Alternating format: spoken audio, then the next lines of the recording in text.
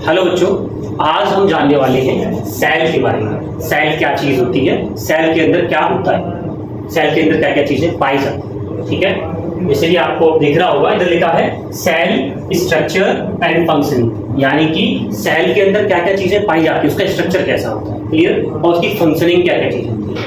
इसमें सबसे पहले हम जानेंगे कि सेल कंपोनेंट्स क्या होते हैं। सेल कंपोनेंट्स क्या होते हैं, क्लियर। सबसे पहला कंपोनेंट होता है आपका प्लाज्मा मेम्ब्रेन। क्या होता है? Plasma membrane. इसके अंदर क्या होता है? प्लाज्मा मेम्ब्रेन होती है सेलेक्टिव परमेबल मेम्ब्रेन। अभी आप कहेंगे कि सेलेक्टिव परमेबल मेम्ब्रेन का क्या मतलब होता है, यानी कि सेलेक्टिव चीजों के ही ये सेल के अंदर आने देती है, क्लियर। सेलेक्टिव चीजों को सेल के अंदर परमिशन देते हैं, इसीलिए कहते हैं इसको सेलेक्टिव परमेबल मेम्ब्रेन, क्लियर है। आगे क्या है? आगे दे रखा है आपका सेल वॉल। सेल वॉल क्या होता है? Cell wall outermost covering होती है प्लांट सेल। अभी आप कहेंगे एनिमल सेल भी, तो एनिमल सेल की जो प्लाज्मा मेम्ब्रेन होती है ना, प्लाज्मा मेम्ब्रेन ही एनिमल सेल में आउटर मोस्ट कवरिंग होती है। एनिमल सेल में सेल वॉल नहीं होता है, इसीलिए सेल वॉल जो है सिर्फ आपको मैंने अक्सर देखा है टीचर्स को क्या करते हैं वो कि प्लाज्मा मेम्ब्रेन को ही आउटर मोस्ट कवरिंग बोलते हैं, बल्कि ये सिर्फ एनिमल की आउटर मोस्ट कवरिंग है और प्लांट सेल्स में सेल वॉल ही आउटर कवरिंग, क्लियर। आगे जानिए, आगे क्या है? न्यूक्लियस। अब न्यूक्लियस का क्या काम होता है? देखिए, न्यूक्लियस का सबसे मेन काम क्या है कि उसके अंदर क्या होता है? क्रोमोसोम पाए जाते हैं। अच्छा, एक और चीज मैं बताता हूँ उसके बारे में। न्यूक्लियस के पास डबल लेयर होती है। कैसी लेयर होती है? डबल लेयर होती है। और क्या होता है इसके पास में? क्रोमोसोम्स होते हैं। क्रोमोसोम्स यानी डीएनए। देखो, डीएनए से क्रोमेटिन बनता है, क्रोमेटिन के ग्रुप से क्रोमोसोम्स बनते हैं। अब डीएनए क्या होता है? डीएनए होता है डीऑक्सीराइबो न्यूक्लिक एसिड। ये ऑब्वियसली आपको पता ही होगा, आपने पहले भी पढ़ा होगा, डीऑक्सीराइबो न्यूक्लिक एसिड। आगे क्या है? आगे आपका साइटोप्लाज्म। बच्चे कहेंगे साइटोप्लाज्म क्या चीज है? साइटोप्लाज्म क्या है? साइटोप्लाज्म एक फ्लूइड होता है। जैसे मानो कि ये एक सेल है और सेल के अंदर क्या है? सेल के अंदर है फ्लूइड। सेल के अंदर क्या है? फ्लूइड है। ये देखिए, इस प्रकार से फ्लूइड भरा होता है सेल के अंदर। इस फ्लूइड को कहते हैं साइटोप्लाज्म। साइटोप्लाज्म, इसके अंदर क्या होता है? सेल के अंदर जितने भी सेल ऑर्गेनेलिज होते हैं वो बताऊंगा, सेल ऑर्गेनेलिज क्या होते हैं वही बताऊंगा। यानी कि सेल के अंदर जितने भी ऑर्गेनेलिज होते हैं, जितनी भी चीजें होती हैं, वो सभी इसी साइटोप्लाज्म के अंदर पाई जाती है। क्लियर है? क्लियर है? ये क्या है? ये एक ऐसा फ्लूइड है, ये एक फ्लूइड है। इतना समझ में आया होगा। आगे क्या है? आगे सबसे इंपॉर्टेंट चीज है आपकी सेल ऑर्गेनेलिज। सेल ऑर्गेनेलिज, ये जानिए, इसके बारे में जानते हैं क्या चीज है। यानी कि सेल के जितनी भी ऑर्गेनेलिज पाई जाती हैं उन सब के बारे में जानते हैं। सबसे पहले समझो एंडोप्लाज्मिक रेटिकुलम। क्या? Endoplasmic reticulum. ये क्या चीज होती है? देखिए, एंडोप्लाज्मिक रेटिकुलम दो टाइप की होती है। एक होता है रफ और एक होता है क्या? एक होता है आपका रफ एंडोप्लाज्मिक रेटिकुलम, और एक क्या होता है? एक होता है आपका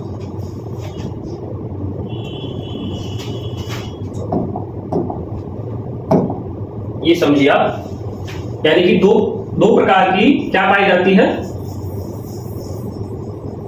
रेटिकुलम पाई जाती है, एंडोप्लाज्मिक रेटिकुलम। और क्या क्या बनता है इसमें? देखिए, दो चीजें बनती है मेनली, वो तो क्या टाइप्स बता दी जाएंगे आपको। सबसे मेन चीज क्या है? क्या क्या बनता है इसमें? दो चीजें बनती है। पहला बनता है प्रोटीन्स, जान लो पहले क्या होता है। एक बनता है प्रोटीन्स, और क्या बनता है इसके अंदर? और बनते हैं इसमें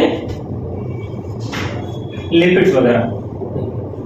प्रोटीन्स बनता है रफ में, और स्मूथ एंडोप्लाज्मिक रेटिकुलम में क्या बनता है? स्मूथ जो बनते हैं आपके लिपिड्स वगैरह। ठीक, अब समझो। देखिए, ये चीज मैं आपको ऐसे समझाऊंगा, एक ऐसे एग्जांपल से समझाऊंगा कि आप कभी भूलोगे नहीं। एक ऐसा बढ़िया उदाहरण देखिए, समझ लो आप, ये जान लो क्या जानना है। ये मैं रफ कर देता हूं, ये मैं रफ कर देता हूं थोड़ा। ये देखो, ये थोड़ा रफ कर देता हूं। सबसे पहले आपको जानना क्या है, समझिए। जैसे कि मान लो ये कोई फैक्ट्री, क्या है?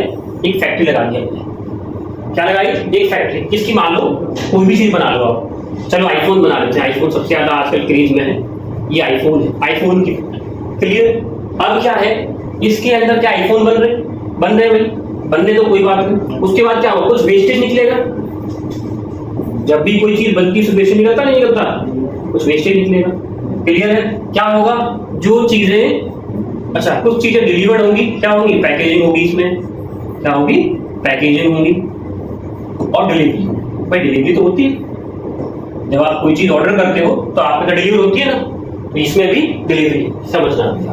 ये पैकेजिंग होगी, ये डिलीवरी होगी। अब आप कहेंगे सर आप मुझे ये सब क्यों बता रहे हैं? ये मैं इसलिए बता रहा हूँ कि ये सब चीजें आपको रिलेट करेंगी सेल ऑर्गेनिज को समझने। क्लियर? अभी समझो, कुछ तो आपके जो ऑर्डर आए थे वो डिलीवर हो गया, बाकी क्या होगा, बाकी स्टोर्ड होगा ना, बाकी होगा आपका स्टोर्ड, बाकी आपको क्या होगा, सेल के अंदर स्टोर हो जाएगा। समझना भी आप। अब समझो कि क्या चीज है, समझो।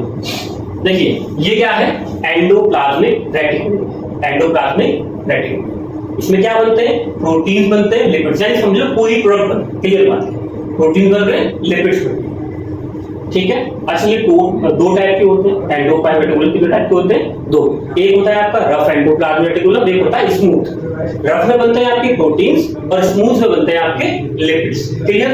समझ में आया? अभी समझो उसके बाद में क्या है, ये देखिए यहाँ पे बन गया आपका, ये क्या बन गया, आईफोन, यानी कि प्रोटीन्स और लिपिड्स। अब क्या होगा, अब होगा आपका पैकेजिंग का काम होगा, डिलीवरी का काम होगा, ट्रांसपोर्ट का काम, यानी टोटल क्या बोलेंगे इसको, ट्रांसपोर्ट का काम होगा कि नहीं होगा?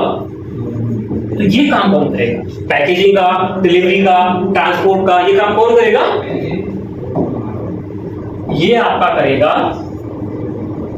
करेगा गोल्जी एपरेटस। कौन करेगा भाई, इसको करेगा गोल्जी एपरेटस। ठीक है? अभी जान लो, ये है गोल्जी एपरेटस। गोल्जी एपरेटस क्या चीज होती है? देखिए इसके मेन काम क्या है, पैकेजिंग करने का और ट्रांसपोर्ट करने का। ट्रांसपोर्ट क्या करते हैं, जैसे कि मान लो ये बन गया आपका प्रोटीन, ये बन गया लिपिड, और ये लिपिड और प्रोटीन्स को ट्रांसफर करती है ऑर्गन्स के लिए, ऑल सेल पार्ट्स के लिए। ठीक है? Golgi apparatus. और एक और इंपॉर्टेंट काम क्या होता है, ये हेल्प करता है आपका लाइसोसोम बनाने में। क्या बनाने में, लाइसोसोम्स। अभी ये बताऊंगा लाइसोसोम्स क्या होता है, देखो। और क्या हेल्प करता है, ये लाइसोसोम्स बनाने में हेल्प करता है। अभी देखिए ये जो वेस्टेज था ना, अभी आपने जान लिया कि ये पैकेजिंग और ट्रांसपोर्ट का काम कौन कर रहा है, गोल्जी एपरेटस कर रहा है। क्लियर है भाई, गोल्जी एपरेटस काम कर रहा है। अब ये जानो, ये जो वेस्टेज थी, इसका क्या होता है, ये जो लाइसोसोम्स है ना, ये इसको डिग्रेड कर देता है, खत्म कर देता है एक प्रकार से। तो क्या बोलते हैं लाइसोसोम्स को, लाइसोसोम्स का एक और नाम है सुसाइडल बैग। क्या बोलते हैं इसे, सुसाइडल बैग भी बोलते हैं, सुसाइडल बैग। यानी कि यहाँ पे क्या होता है, जितना भी प्रोटीन और लिपिड्स को बनाने में जो वेस्टेज आता है, वो वेस्टेज क्या करता है, ये लाइसोसोम्स खत्म कर देता है। क्लियर? समझ में आया ना? क्या हुआ, एंडोप्लाज्मिक रेटिकुलम में भाई प्रोटीन्स बने, लिपिड्स बने।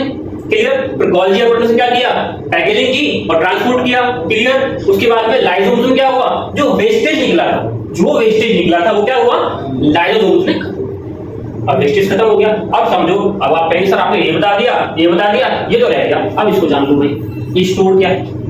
समझो, हमारी सेल में होता है वैक्यूल। वैक्यूल क्या होता है, सेल की एक खाली जगह होती है। आपने देखा होगा कि प्लांट्स में वैक्यूल जो है लगभग 80% से अप होता है, 80 प्लस होता है, यानी कि ज्यादातर प्लांट्स में खाली जगह होती है, इसे क्या कहते हैं, वैक्यूल्स कहते हैं। क्लियर? एनिमल में भी होता है, प्लांट में होता है। क्लियर है ना? ठीक है? क्या होगा भाई, अब ये भी जान लो वैक्यूल्स क्या है। वैक्यूल्स में सेल के जितनी भी इंपॉर्टेंट चीजें होती हैं वो सभी क्या होगी, स्टोर्ड होती है। जैसे कि मान लो भाई क्या बनाया आपने, बनाया प्रोटीन, आपने बनाया लिपिड्स। अब ये बन गया, जो जरूरत थी वो ट्रांसपोर्ट कर दिया, बाकी का स्टोर कर लिया। तो स्टोर वाला काम कौन करता है, ये होता है वैक्यूल्स। क्या होता है, वैक्यूल्स। में समझ में आया ना, endoplasmic reticulum, rough endoplasmic reticulum, smooth endoplasmic reticulum. Rough में बन गया प्रोटीन, स्मूथ में बन गया लिपिड्स। गोल्गी एपरेटस, इसने क्या काम किया, पैकेजिंग किया और ट्रांसपोर्ट किया। क्लियर? आगे क्या हुआ, लाइसोसोम, जो वेस्टेज था वो लाइसोसोम ने खत्म कर दिया। क्लियर हुआ? आगे क्या है, वैक्यूल्स। वैक्यूल्स में क्या होता है, वो स्टोर्ड होता है। समझ में आया? अभी समझो ये क्या है, ये दोनों, ये मान लो सेल के अंदर एक पावरफुल ऑर्गेनिज्म मानो, दबंग कह सकते हैं आप। कैसे, माइटोकॉन्ड्रिया होता है और प्लास्टिड्स होता है। माइटोकॉन्ड्रिया और प्लास्टिड्स दोनों ही ऐसे ऑर्गेनिज्म होते हैं, इनके पास में क्या होता है, इनके पास खुद का डीएनए होता है। सबसे इंपॉर्टेंट बात है, इनके पास खुद का डीएनए होता है और खुद का ही राइबोसोम होता है, राइबोसोम। अब आप कहेंगे सर ये क्या बात हो गई, इनके पास अलग से क्यों है, ये तो भेदभाव हो गया ना, इनके पास नहीं इनके पास में है, कहेंगे ना। समझो माइटोकॉन्ड्रिया काम क्या करता है, ये power house of the cell होता है, क्लियर। ये एटीपी बनाता है सभी ऑर्गेनेल्स के लिए, सभी बॉडी के लिए क्या बनाता है, एटीपी बनाता है, इसीलिए क्या बोलते हैं इसको, power house of the cell. अब ये प्लास्टिड्स क्या है, देखिए प्लास्टिड्स ओनली प्लांट में पाए जाते हैं, ये कहां पाए जाते हैं, ये ओनली प्लांट्स में ही पाए जाते हैं, सिर्फ प्लांट्स में पाए जाते हैं, ठीक है, ये सिर्फ प्लांट्स में पाए जाते हैं। और माइटोकॉन्ड्रिया और प्लास्टिड्स में क्या होता है, डीएनए और राइबोसोम। ये बहुत इंपॉर्टेंट बात है, ये आपको नोटिस कर दीजिए, क्या है कि इसके पास डीएनए भी है और राइबोसोम भी है, क्लियर इतना, ये समझ में आया पूरा। सेल ऑर्गेनेल्स का चार्ट जो है, एंडोप्लाज्मिक रेटिकुलम क्या बनाया, प्रोटीन, लिपिड, प्रोटीन का बनते हैं, प्रोटीन बनते हैं आपके रफ एंडोप्लाज्मिक रेटिकुलम में, और लिपिड्स का बनते हैं स्मूथ एंडोप्लाज्मिक रेटिकुलम, क्लियर इतना। आगे क्या है, गोल्गी एपरेटस, गोल्गी एपरेटस काम क्या करता है, पैकेजिंग का और ट्रांसपोर्ट का। लाइसोसोम्स वेस्टेज को खत्म करता है, ठीक है, वैक्यूल्स स्टोर करता है, क्लियर इतना। माइटोकॉन्ड्रिया प्लास्टिड्स ये क्या है, इनके पास खुद का डीएनए होता है और खुद का ही राइबोसोम, क्लियर। अभी हम जानेंगे कि विस्तार से जानेंगे एंडोप्लाज्मिक रेटिकुलम क्या चीज है, गोल्गी एपरेटस क्या है, लाइसोसोम्स क्या है, वैक्यूल्स क्या है, माइटोकॉन्ड्रिया क्या है, प्लास्टिड्स क्या चीज है, क्लियर। ये आपको मैं कल बताऊंगा, अगली क्लास में आप इस चीज को अच्छे से पढ़ेंगे, क्लियर है। ये आपका इंट्रोडक्शन हो गया, क्या हो गया, इंट्रोडक्शन हो गया एक प्रकार से सेल ऑर्गेनेल्स का। ये जान लीजिए बहुत ही इंपॉर्टेंट टॉपिक है सेल ऑर्गेनेल्स, ठीक है बच्चों। तो कल पढ़ेंगे इसके बारे में, सेल ऑर्गेनेल्स।